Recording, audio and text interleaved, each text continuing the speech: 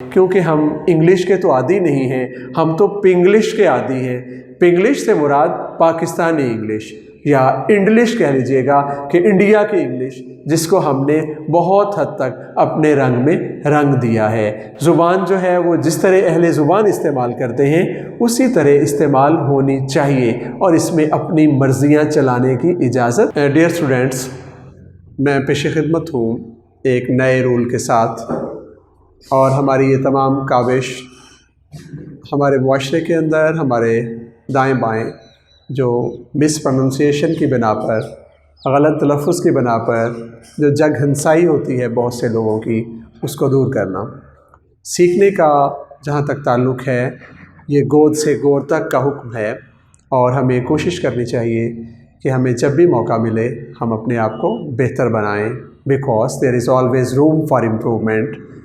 खूब से खूब तर का सफ़र हमेशा जारी और सारी रहना चाहिए। जो रूल मैं आपके साथ शेयर करने जा रहा हूँ वो ये है कि अक्सर जो है हमारे स्टूडेंट्स को ये मसला होता है कि बहुत सी जगहों पे आर साइलेंट होता है और बहुत सी जगहों पे आर की आवाज़ मौजूद होती है। पहले तो ये बात समझनी ज़रूरी है कि ब्रिटिश इंग्लिश के अंदर ये वाला इशू मसला मौजूद है। जहाँ तक अमेरिकन इंग्लिश का ताल्लुक़ है उसके लिए ये बात समझ लेना अज़ हद ज़रूरी है कि अमेरिकन इंग्लिश में जब भी जहाँ भी आर आएगा वो आर प्रोनाउंस होगा, विदाउट फेल वो आर को प्रोनाउंस करते हैं। जबकि हमारे यहाँ हैंगओवर्स हैं ब्रिटिशर्स के, यहाँ उन्होंने सदियों तक हुकूमत की और हम जो है फॉलो करते हैं ब्रिटिशर्स को, ब्रिटिश इंग्लिश को। इसी बना पर हमें मोस्टली उनको फॉलो करना पड़ता है। और ब्रिटिश इंग्लिश के अंदर आर कभी प्रोनाउंस होता है और कभी नहीं होता। Let's see where it is bound to be pronounced and where it is to be silent and mute. Let's see, R के बाद अगर वाउल आ जाए, जैसे कि मैंने पहले भी बताया था कि ये लफ्ज़ वाउल है, इसको किसी और तरह पढ़ना नामुनासिब और गलत होगा। आर के बाद अगर वाउल आ जाए तो फिर आर की आवाज़ आएगी, दूसरे अल्फाज में आर प्रोनाउंस होगा। मसलन ये वाली आप लाइन देख लीजिएगा, ring RING ring, rank read, Rao झगड़ा और रिफ्ट। इन तमाम अल्फाज में आर के बाद कोई ना कोई vowel I A E O वगैरह इस्तेमाल हुए हैं। तो ऐसी सूरत में आर बड़ा वाज़े तौर पे प्रोनाउंस हो रहा है, इसकी साउंड हमें पढ़ने को मिल रही है। दूसरा है कि अगर आर के बाद कोई कॉन्सोनेंट आ जाए, नॉन वाउल आ जाए, वाउल के अलावा बाकी कोई भी हर्फ, कोई भी लेटर आ जाए, तो फिर ब्रिटिश इंग्लिश में, point to be noted, this is the case with the British English, कि ब्रिटिश इंग्लिश में ऐसा आर साइलेंट होगा।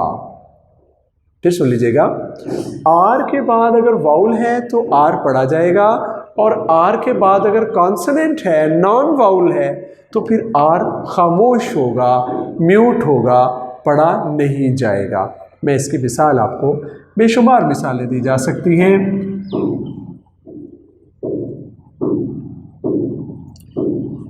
इंग्लिश लहजे के अंदर कोई अंग्रेज़ जब पढ़ेगा, पढ़ा लिखा आदमी, वेल रेड आदमी पढ़ेगा, तो वो इसको आर्मी पढ़ेगा, वो इसको आर्मी नहीं पढ़ेगा, आर्मी पढ़ेगा। बिल्कुल जैसे हम इस लफ्ज़ को तकरीबन सब ही ठीक पढ़ते हैं, यूनिफॉर्म, यूनिफॉर्म, इसको यूनिफॉर्म नहीं हम कहते। और मैं फिर आपको याद दिला दूं कि अमेरिकन इसको यूनिफॉर्म ही कहते हैं, लेकिन हम यहाँ बात कर रहे हैं ब्रिटिश इंग्लिश की, that is very much in use, in Vogue in Pakistan, in the sub continent.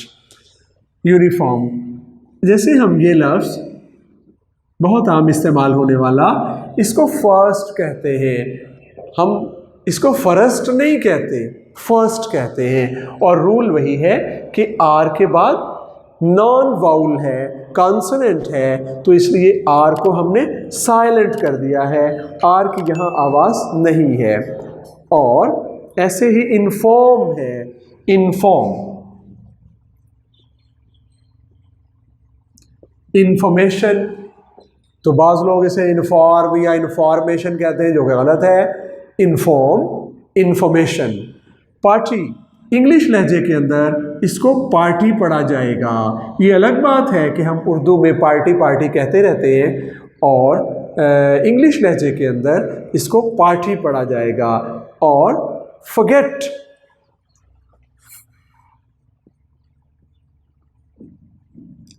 Forget, arm, बाजू, आर्म। तो इस रूल को वाइंड अप करते हुए मैं फिर एक दफ़ा दोहरा देता हूँ कि आर के बाद वाउल की सूरत में आर पढ़ा जाता है ब्रिटिश इंग्लिश में, और आर के बाद कॉन्सोनेंट की सूरत में आर की आवाज़ नहीं आती, वो साइलेंट होता है। पहले रूल की मिसाल रिंग, रैंक, रीड, राव और रिफ्ट है, जबकि दूसरी सूरत में जहाँ आर साइलेंट होता है वो है army, uniform, first, inform, party, forget और आर्म। जब हम कहते हैं कि हमें अंग्रेज़ी की समझ नहीं आ रही, तो उसकी बुनियादी वजह ये होती है कि जब हम पार्टी कहने के आदी हैं तो वो अपनी रवानी के अंदर जब उसको पार्टी या आर्म या फॉरगेट कहते हैं तो यकीनन हम बहुत कुछ मिस कर जाते हैं और वी आर मिसलेड इनटू अनअंडरस्टैंडिंग। हम जो है उसको उनका जो मीनिंग होते हैं उन तक हम नहीं पहुंच पाते, क्योंकि हम इंग्लिश के तो आदी नहीं हैं, हम तो पिंग्लिश के आदी हैं। पिंग्लिश से मुराद पाकिस्तानी इंग्लिश या इंग्लिश कह लीजिएगा कि इंडिया की इंग्लिश, जिसको हमने बहुत हद तक अपने रंग में रंग दिया है। ज़ुबान जो है वो जिस तरह अहले ज़ुबान इस्तेमाल करते हैं उसी तरह इस्तेमाल होनी चाहिए और इसमें अपनी मर्जियाँ चलाने की इजाज़त नहीं होती। Thank you for that.